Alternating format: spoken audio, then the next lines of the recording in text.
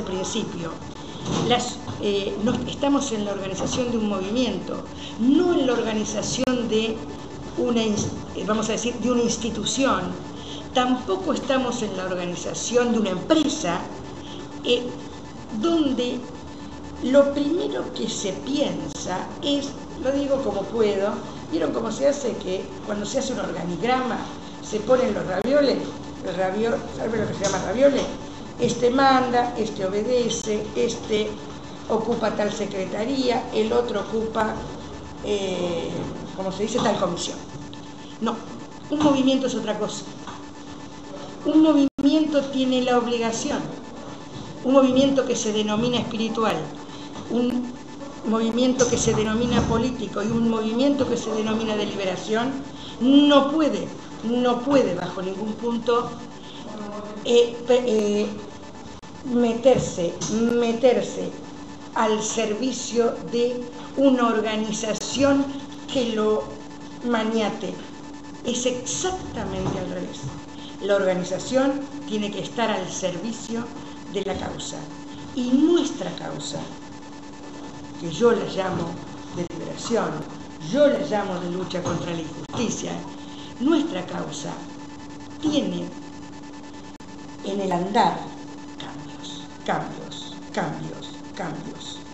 Y tenemos que encontrar formas organizativas que nos permitan sostener esa flexibilidad, es decir, esa forma de ir dejando que fluya, pero que fluya no en el sentido líquido en que, por ejemplo, les digo, les aconsejo, les cuento que a mí me sirve, en el sentido líquido en que habla Bauman.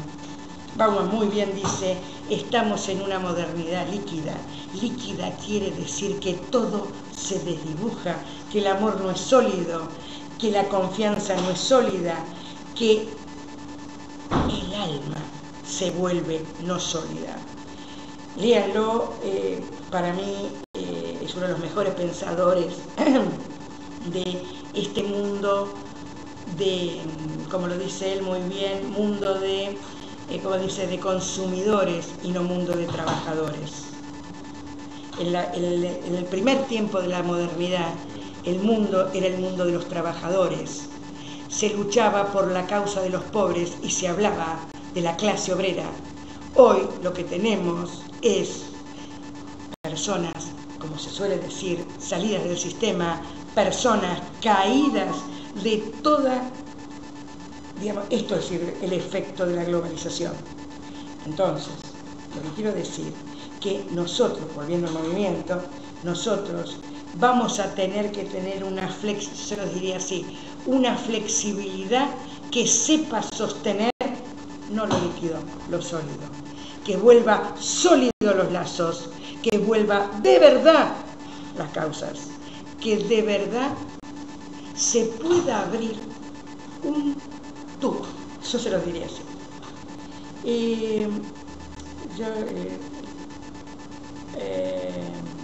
Es difícil hablar de estos temas, sobre todo tratando de encontrar las palabras, ¿no? ¿Cómo yo me imagino a Dios?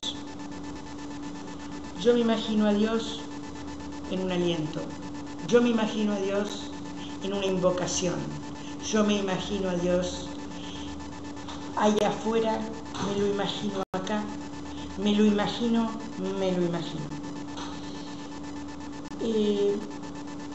Yo creo, ¿dónde me imagino el espíritu? En el espíritu está Dios. Dios es una forma de ponerle sujeto al misterio. Entonces, yo digo, ¿dónde está el espíritu?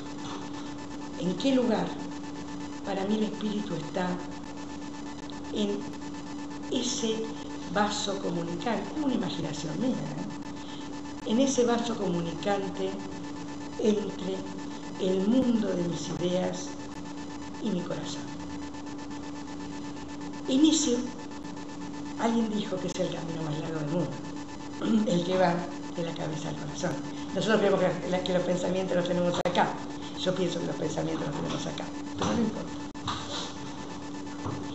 en ese vaso comunicante, ¿qué pasó? Cada uno habla desde donde puede. Yo también. Entonces, yo voy a decir desde qué momento, yo sé que esto tiene en la historia muchos antecedentes, muchos, pero yo me paro en uno, quizás porque es el que padecí, quizás porque es de mi generación. Y le pido a los jóvenes que sé que están escuchando, que hagan un esfuerzo, porque sé que yo también voy a hacer un esfuerzo para encontrar una metáfora y una forma para que comprendamos nuestro idioma. Vuelvo a decir lo que quería. Yo creo que las formas de gobierno de una sociedad se meten en el mundo de cada sujeto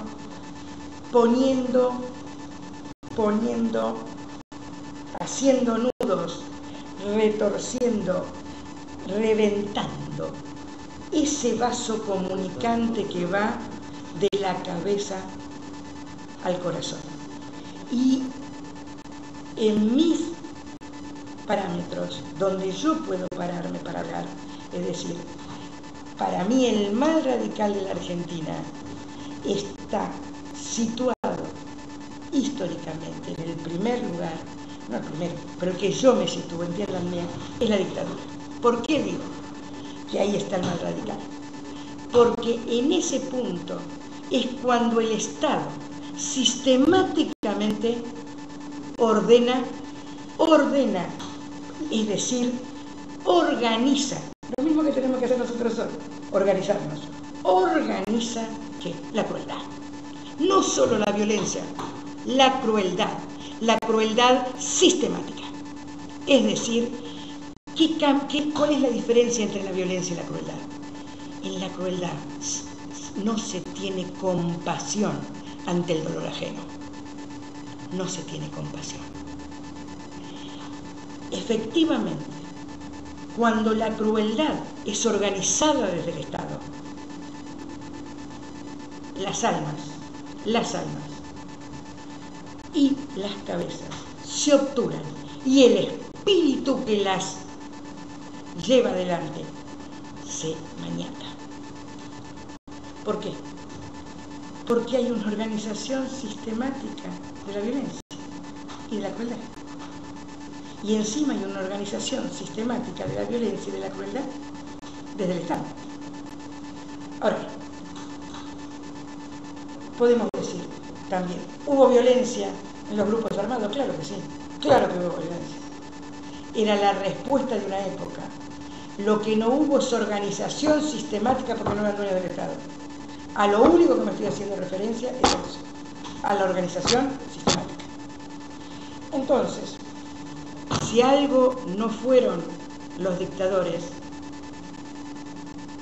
no fueron tontos. Sabían lo que había que hacer. Por eso se organizaron. Y organizaron los grupos de tarea, y organizaron la delación, y organizaron la desconfianza en nuestra sociedad. Ahora bien, yo recuerdo que en mi plena juventud creía profundamente en la liberación, pero por métodos violentos. Hoy creo profundamente en la liberación, por métodos no violentos. Fue un largo aprendizaje personal, cambiar esas ideas. Un largo aprendizaje personal. Hoy, debo decirles, justamente cuando tenía que hacerme cargo de este lugar, me pregunté, lo que decía al principio, ¿y cómo pienso yo? ¿Y cómo pienso yo? Entonces, cuando